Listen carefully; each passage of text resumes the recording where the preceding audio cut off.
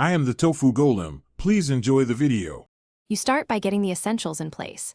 Update GPU drivers and confirm Windows 10 or 11 because stability matters for real-time chroma effects.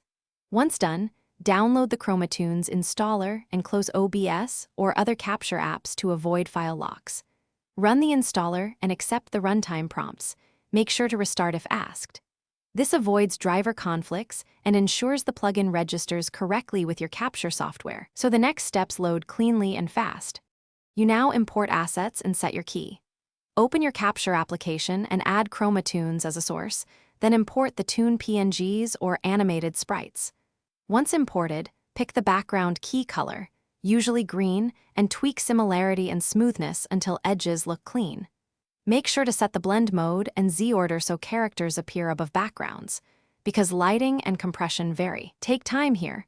Small slider shifts remove haloing and keep crisp lines. Finish by polishing and testing.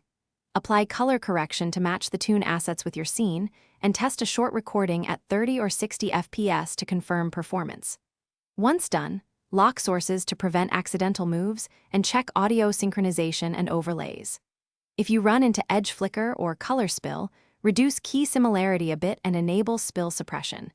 If artifacts persist, lower chroma compression or relight your screen. This single troubleshooting tip usually resolves most artifacts quickly. Thanks for watching. Consider subscribing if we helped you today.